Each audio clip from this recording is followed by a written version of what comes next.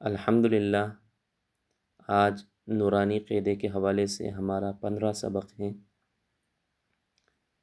Start لیتے ہیں۔ اعوذ باللہ من الشیطان الرجیم۔ جی، اعوذ باللہ من الشیطان الرجیم، بسم اللہ الرحمن الرحیم، بسم اللہ الرحمن الرحیم۔ یہ الفاظ پہلے بھی اس بارے میں ہم نے پڑھا ہے کہ فا اس لفظ کا نام ہے کہ جو ذرا لمبا ہو، لیٹا ہوا ہو اور اوپر ایک نقطہ ہو، اسے فا کہیں گے، اور جو ذرا گول ہو، اوپر دو نقطے ہو، تو اس کو قاف کہا جاتا ہے۔ تو جب یہ حروف کے ساتھ ملے ہوئے ہو فا اور قاف، تو صرف نقطوں سے ہم اسے پہچانیں گے، ڈاٹ کے ذریعے۔ اگر اوپر ایک ڈاٹ، ایک نقطہ ہو، ایک نشان ہو تو وہ فا ہوگی، اور اگر دو ہوئے تو قاف۔ اب اس کو ہم پڑھنے کی کوشش کریں گے۔ فا، جی پڑھیے، فا، جی، فا،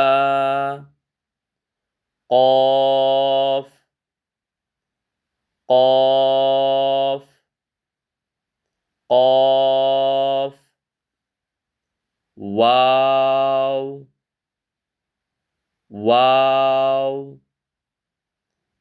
واو۔ اب ان تین لفظوں کو، تین حروف کو آپس میں ملا کے پڑھا جائے گا۔ اب یہاں پہ دو نقطے آ گئے تو قاف، ایک نقطہ آیا تو فا، اور اس کا نام واو۔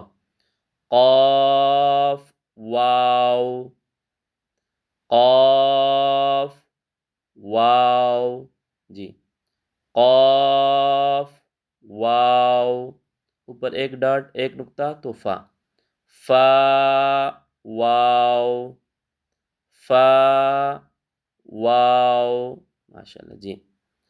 اب ایک نقطہ تو فا، دو نقطے تو قاف، اور یہ لام، فا، قاف، لام، جی پڑھیے، فا، قاف، لام، فا، قاف، لام، جی، اوپر دو نقطے تو قاف، ایک تو فا، قاف، فا، لام، جی، قاف، فا، لام، جی، قاف، فا، لام، اوپر دو نقطے تو قاف، اور نیچے اسی طرح اگر دو نقطے ہو اور گول سا دائرہ نہ بنا ہوا ہو، جس طرح قاف کے اوپر بنا ہوتا ہے، دو نقطے اوپر آ جائے تو اسے تا کہیں گے۔ اگر گول دائرہ بنا ہو، گول سا ہو، اوپر دو نقطے تو قاف ہے، نیچے دو نقطے آ جائے تو وہ یا پڑھی جائے گی۔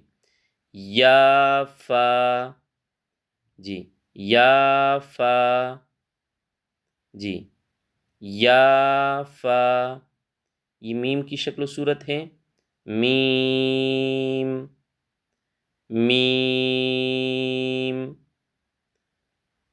میم، حامیم، حامیم، لام، میم، جی ہاں پڑھیے، لام، میم، تا، میم، دو نقطے آ گئے اور اوپر کوئی گول بنا نہیں ہوا ہے تو اسے تا کہیں گے، تا، میم، تا، میم، جی، تا، میم، تا، تا، میم، تا،